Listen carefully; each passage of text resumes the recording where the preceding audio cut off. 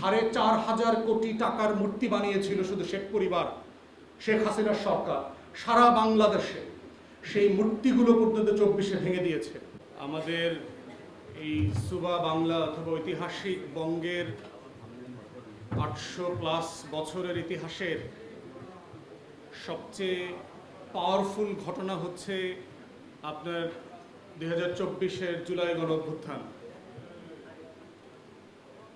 সেই 1204 সালে যখন ইখতিয়ার উদ্দিন মোহাম্মদ বিন বখতিয়ার খিলজির বাংলা বিজয়ের পরে এখানকার যে জালেম শাসক গোষ্ঠী ছিল সেন বংশের, লক্ষণ সেন পিছনের দরজা দিয়ে পালিয়ে যাওয়ার পরে যে মুক্তির নেশা এই অঞ্চলের মানুষকে বছরের পর বছর, দশকের পর দশক, শতকের পর শতক ধরে প্রচণ্ড রকম করে উদ্বেলিত করেছে, সেই ঘটনার ধারাবাহিকতাই সবচেয়ে কালেকটিভ মেমোরি, আমাদের সম্মিলিত স্মৃতির জায়গায় সবচেয়ে পাওয়ারফুল স্মৃতি হচ্ছে এই জাতির 2024-এর গণঅভ্যুত্থান।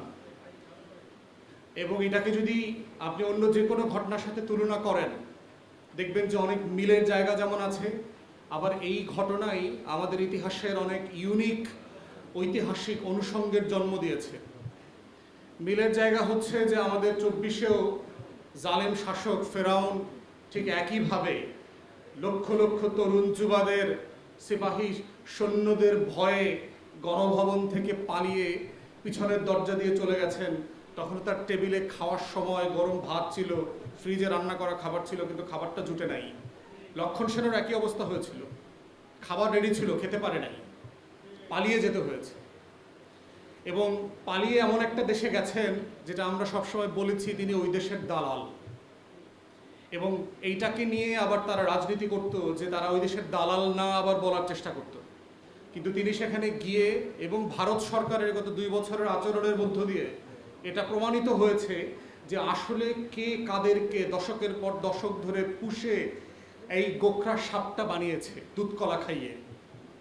অতএব জুলাই গণ অভ্যুত্থানের মধ্য দিয়ে যারা অনেক আশঙ্কা করছেন যে জুলাই চলে গেছে, জুলাই ব্যর্থ হয়েছে, এটা সিম্পলি সম্ভব না। এত সম্মিলিত স্মৃতি আমাদের ইতিহাসের অন্য কোনো ঘটনার নাই। 71-এর মুক্তিযুদ্ধ, 47-এর ব্রিটিশ বিরোধী আন্দোলন থেকে আজাদি, প্রত্যেকটা আমার রাষ্ট্রের গুরুত্বপূর্ণ ঘটনা। কিন্তু তথ্য প্রযুক্তির কারণে, মোবাইল ইন্টারনেটের কারণে যেটা হয়েছে যে লক্ষ লক্ষ মানুষের স্মৃতি থেকে এইটা এখন অডিও ভিজুয়াল ফর্মে চলে গেছে এই মেমোরিটা। তাই আপনারা দেখবেন জুলাই আসলে যেটা হয়, আমরা প্রতি বছর নতুন নতুন ভিডিও দেখতে পাচ্ছি, নতুন নতুন ঘটনা আপলোড হচ্ছে। গত কয়েকদিন আগে প্রথমবার এই ভিডিওটা দেখলাম যে একজন গুলিবিদ্ধ তরুণ শহীদ হবার আগে তাকে যারা আহত অবস্থায় তুলে নিয়ে যাচ্ছে তাদেরকে সে বলছে আমার মায়ের ফোন নাম্বারটা রাখেন, তাকে একটু জানিয়ে দেবেন যে আমি আমার লাশটা কোথায় আছে। অতএব এই যে সম্মিলিত স্মৃতি, মেমোরি, এবং সবচেয়ে বড় অর্জন যেটা আমরা দেখতে পাচ্ছি সেটা হচ্ছে রাজনৈতিক দলগুলো যখন জুলাইয়ের আকাঙ্ক্ষা থেকে পিছনে ফিরে আসতেছে, আমাদের তরুণরা, আমাদের যুবকরা রাজনীতির বাইরে এসে জুলাইকে ধারণ করছে, জুলাইয়ের মালিকানা নিচ্ছে। এবং তরুণরা, যুবকরা যখন জুলাইয়ের মালিকানা নিয়ে নেবে তখন বুঝতে হবে যে বর্তমান রাজনৈতিক দলগুলো কীভাবে অপ্রাসঙ্গিক হয়ে গেছে, তারা জুলাইকে ধারণ করতে পারছে না।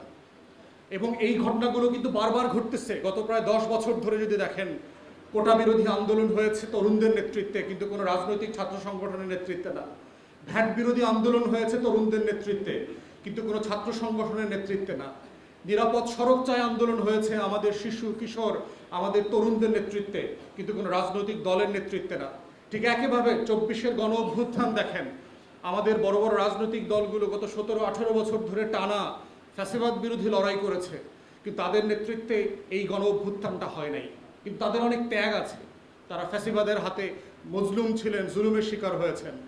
অতএব এই যে তরুণদের ভিতরে একটা অনুভূতি তৈরি হচ্ছে যে বছরের পর বছর ধরে যে রাজনৈতিক দলগুলো আসলে আমাদের কথা শুনছে না, আমাদের আকাঙ্ক্ষাকে বুঝতে পারছে না, আমাদের স্বপ্নগুলো নিয়ে তাদের কোনো ভাবনা নাই, তারা এক ভিন্ন গ্রহে থাকেন।